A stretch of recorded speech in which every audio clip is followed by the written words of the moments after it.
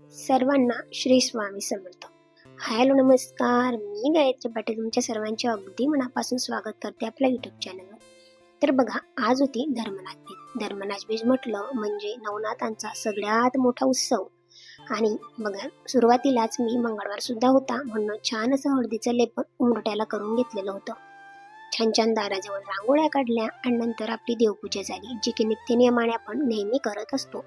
प्रत्येकाच्या घरामध्ये देवपूजा ही प्रत्येक जण त्याच्या त्याच्या परीने किंवा त्याला वेळ मिळेल असं त्या पद्धतीने मात्र प्रत्येक जण करत असतो. बघा, परिस्थितीशी झगडून पुढे आलेली माणसं नेहमी जपली पाहिजेत. कारण जीवनाचे तत्वज्ञान ही माणसं फक्त शिकलेली नसतात तर जगलेलीही असतात. कळकळून भूक लागली की चटणी भाकरी पुरेशी असते आणि भरल्या पोटी पंचपक्वानही मात्र नकोसं होतं. तेव्हा योग्य वेळी जे मिळतंय ते आपलं, जे नाही मिळत आहे ते कदाचित आपल्यासाठी योग्य नसेल. याच स्वामींच्या निर्णयावर किंवा याच निर्णयांवर आपण मात्र ठाम राहावं. तर बघा, इथे सकाळी सुंदर अशी देवपूजा झाली आणि आज धर्मनाथ बीज होतं. मी असं तुम्हाला म्हटलं त्याच आधी त्याच्यासाठी मी छान अशी साडी वगैरे सुद्धा वेअर केलेली होती. म्हटलं चला, आधी सेवा सुद्धा करायच्या होत्या आणि नैवेद्य सुद्धा दाखवायचा होता पोथीला महाराजांच्या. नवनाथांचं जे काही पारायण आहे त्या पोथीला नैवेद्य दाखवायचा होता. एक अध्याय सुद्धा पठण करायचा होता. तो कोणता आणि त्याचंच काय महत्त्व हे सुद्धा मी तुम्हाला आजच्या ब्लॉगमध्ये सांगणार आहे. ब्लॉग शेवटपर्यंत नक्की बघा. तुम्ही सुद्धा ही सेवा केली असेल, कारण प्रत्येक ठिकाणी जे लोक इकडे येत नाही किंवा दिंडोरीला गुरुपीठला येत नाही अशा लोकांनी सुद्धा बरेचसे स्टेटसवर मी बघितलं का खूप लोकांनी ह्या अध्यायास पठण केलेला होता. ज्याच्या त्यांच्या परीने त्यांनी सुद्धा उडद्याच्या डाळीचे वडे चा नैवेद्य प्रत्येकाच्या घरामध्ये काल झालेला असेल आणि तुम्ही सुद्धा केलेला असेल. मी सकाळी सकाळी जेव्हा उठले ना तोपर्यंत लगेच अशी डाळशी स्वच्छ धुवून घेतलेली होती. काळ्या फोत्र्यांची असते डाळ म्हणून ते काळे त्यांचे फोत्रे असतात ना, ते निघण्यासाठी सालटे खूप जास्त वेळ घेतात. म्हणून सकाळी सकाळी डाळ स्वच्छ धुतली, तिला पाण्यातून बाहेर काढली आणि अगदी त्या पॉटमध्ये राहू दिली. जोपर्यंत मी केंद्रातून आली, देवपूजा झाली, तोपर्यंत अगदी पूर्ण पाणी निघून गेलेलं होतं. म्हटल्यावर छान अशी डाळ, अगदी कंबरच डाळ होती, कारण 4-5 वडे बनवायचे होते.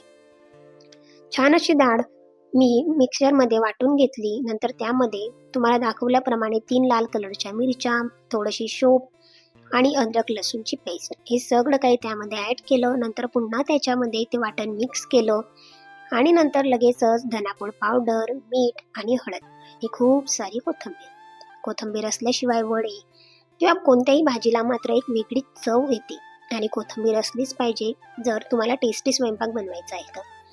छान असं मिक्सचर करून घेतलं आणि जोपर्यंत आता बाकीचा स्वयंपाक होत आहे तोपर्यंत तिला मात्र झाकून ठेवले. वड्यांचं काम मात्र झालेलं होतं. एक कामावरून बाकीच्या सुद्धा सेवा मी तुम्हाला सांगितल्याप्रमाणे करायच्या होत्या. म्हटल्यावर एक काम माझं इथे आवरणं सुरू होतं आणि लगेचच इथे आता आलू मटरची भाजी बनवायची होती. देवपूजा करत होती तोपर्यंत 3 आलू सुद्धा मी कुकरमध्ये लावून घेतलेले होते. छान असं कुकरला शिटी लावून घेतली. 2-3 शिट्या झाल्या आणि छान आलू सुद्धा तयार झालेले होते.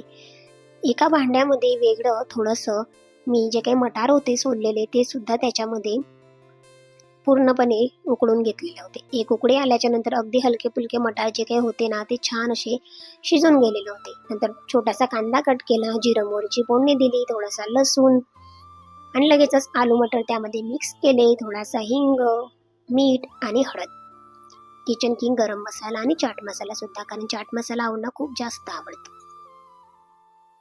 छान अशी आलूची भाजी झाली. पुन्हा त्यावर खूप सारा फ्रेश असा कोथिंबीर गार्निश केला आणि लगेचच 2 ते 3 मिनिटांसाठी झाकण ठेवलं आणि पुढचं प्रिपरेशन करायचं होतं. कणिक सुद्धा साईडला मळून ठेवलेली होती, कारण बघा स्वयंपाक करायचा आहे म्हटल्यावर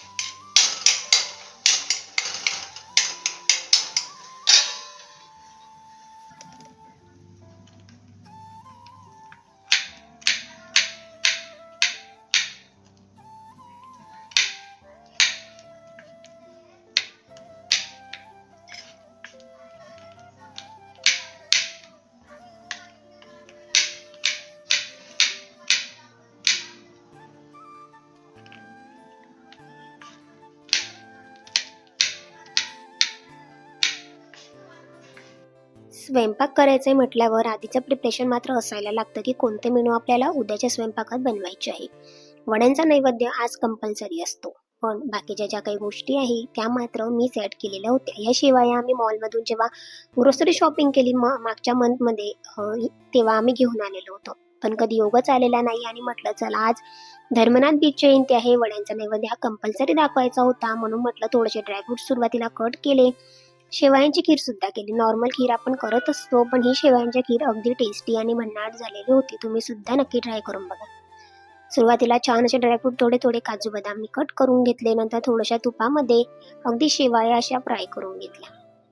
व्यवस्थित अशा शेवया छान अशा फ्राय करून झाल्याच्या नंतर त्यामध्ये जे काही ड्रायफ्रुट्स होते ते सुद्धा टाकून दिले, कारण हे सुद्धा तुपामध्ये अगदी छान भाजले जातील, जेणेकरून शेवयांच्या खीरला जास्त वेळ लागत नाही.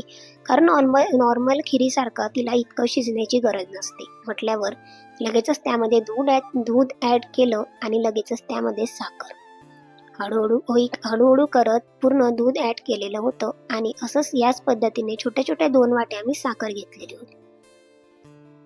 बाकीचं अजून पोळ्या बाकी होत्या आणि गरमागरम म्हटलं चला वडे सुद्धा आपल्याला काढायचे आहेत.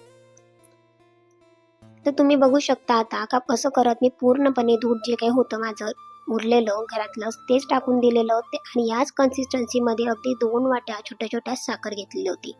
अगदी व्यवस्थित आणि टेस्टी ही खीर मात्र झालेली होती. पण हिचा काय प्रॉब्लेम होता का येता जाता म्हणजे तिला लक्षच द्यावं लागत होतं. इथे सुद्धा पोळ्या माझ्या बनवल्या सुरू होत्या आणि तिच्याकडे सुद्धा लक्ष मला द्यावं लागत होतं. एकदम ती पूर्ण वरती येत होती. 2-3 पोळ्या होत्या त्या बनवून घेतल्या आणि छान असे गरमागरम वडे सुद्धा मला आता इथे काढायचे होते. बघा, धर्मनाथ बीचचं तुम्हाला जर महत्त्व किंवा माहिती असेल तर खूप चांगली गोष्ट आहे, किंवा माहिती नसेल तर तुम्ही नक्कीच या ब्लॉगमधून शिकू शकतात का आजचा दिवस अगदीच तितकाच महत्त्वाचा होता. जो कोणी श्री धर्मनाथ बीच उत्सव साजरा करेल त्यांच्या पुढच्या 7 पिढ्यांच्या संतती आणि संपत्तीची जबाबदारी माझी असेल. श्री गुरु गोरक्षनाथ महाराज म्हणतात बरं का. बघा, माघ महिन्यातील तृतीयेला धर्म बीज असे म्हणतात. या तिथीला नाथ पंथात विशेष महत्त्व दिलेले आहे. या दिवशी श्री गोरक्षनाथांनी धर्मनाथास अनुग्रह देऊन शिक्षा दिली व त्यावेळेस सर्व देवी देवतांना अभिमंत्रित केले होते. तसेच प्रयोग क्षेत्रातील सर्व नगरवासी लोकांचाही मोठा मेळा जमला होता. या दिवशी भव्य अन्नदान भंडारा झाला व प्रसाद श्री गोरक्षनाथांनी आपल्या हाताने सर्वांना प्रसाद दिलेला होता. त्यामुळे सर्वांना अतिशय आनंद झाला व देवतांसह सर्वांनी दरसाल असाच उत्सव होऊन प्रसाद मिळावा अशी इच्छा मात्र त्यावेळी प्रकट केली. त्यामुळे श्री गोरक्षनाथांनी धर्मनाथ बीजेचा उत्सव प्रतिवर्षी करण्याची त्रिविक्रमास मात्र आज्ञा दिली. तेव्हा सर्वांस आनंद झाला व दरवर्षी या दिवशी उत्सव होऊ लागला. श्री गोरक्षनाथांनी आपल्या किमयागारी नामक ग्रंथात असे लिहिले आहे की आपल्याला शक्यनुसार जो कोणी हे बीजेचे व्रत करेल त्याच्या घरी दोष, दारिद्र्य, रोग आदी करून विघ्ने स्वप्नात देखील यावयाची नाहीत किंवा येणार नाहीत. त्या पुरुषांचा संसार सुनियंत्रित चालेल. प्रत्यक्ष लक्ष्मी त्यांच्या गृही वास्तव्य करील.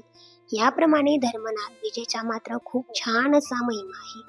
बघा, आज 20 तारीख मंगळवार धर्मनाथ बीजचा उत्सव होता. त्यासाठीच आम्ही हा कसा साजरा केला. सुरुवातीला वड्यांच्या डाळीचा नैवेद्य मात्र आवर्जून करायचाच असतो जेव्हा आपण नवनाथ पारायण वाचत असतो. आणि आज तर काय सगळ्यात मोठा उत्सव होता म्हटल्यावर उडदाचे वडे झालेच पाहिजे. आपल्याला घरी अथवा नाथांचे मंदिर असेल त्या ठिकाणी श्री नवनाथांचे प्रतिमेचे आपण पूजन करायचे आहे. हार पुष्प अर्पण करावे, धूप दीप दाखवावा, श्री नवनाथ भक्तिसार ग्रंथातील 34वा अध्याय पठन करावा अथवा संक्षिप्त नवनाथ पारायण करावे. ज्यांच्या घरी नवनाथांचा फोटो नसेल त्यांनी नवनाथ ग्रंथांचे पंचोपचार पूजन करून नैवेद्य दाखवावा. नैवेद्य दाखवून नाथांची आरती करावी व यथाशक्ती अन्नदान करावे. ज्यांना शक्य असेल त्यांनी ज्वारीच्या पिठाचे आंबील, घेवड्याची भाजी, हरभऱ्याच्या घुगऱ्या, मलिदा किंवा नैवेद्यासाठी उडदाचे वडे जे की सर्वात महत्त्वाचे आहे हे तुम्ही अर्पण करू शकता. बघा, इथे सुद्धा मी छान असं नवनाथांच्या पोथीचं म्हणजेच ग्रंथाचं पंचोपचार पूजन केलं.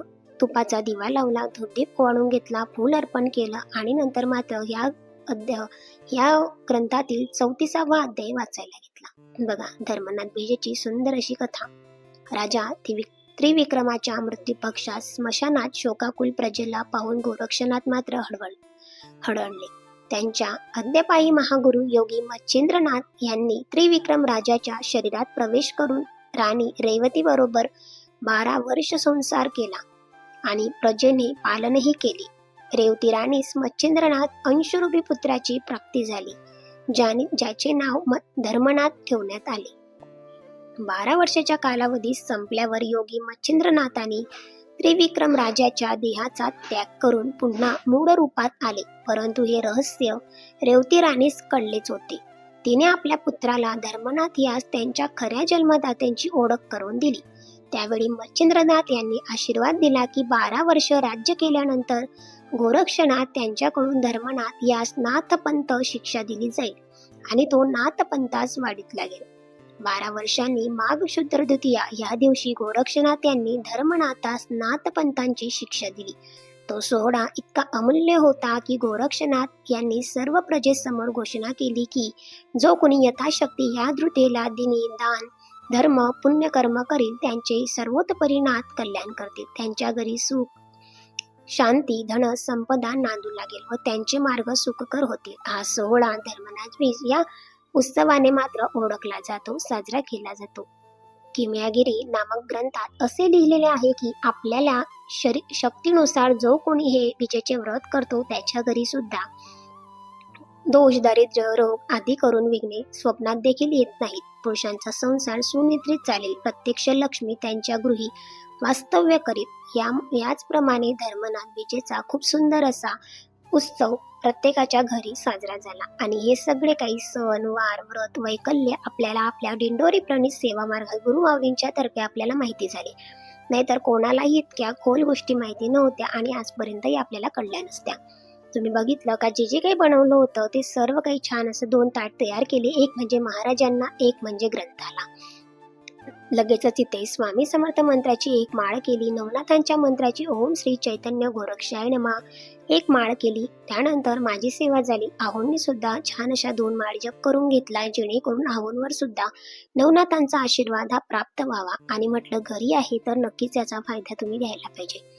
आणि अशा प्रकारे आजचा हा दिवस अगदी आनंदात आणि उत्सवात आमचा साजरा झाला. सेवा करून अगदी छान वाटलं, मनाला अगदी प्रसन्न वाटतं. जेव्हा नवनाथ पारायण आपण करतो ना, असं वाटतं का पूर्ण काही आता आपलं आयुष्याच या ठिकाणी आपण समर्पित केलेलं आहे. सो तुम्हाला आजचा व्लॉग कसा वाटला नक्की कमेंट्स करा. पुन्हा भेटेल अशाच एका छानशा व्हिडिओमध्ये.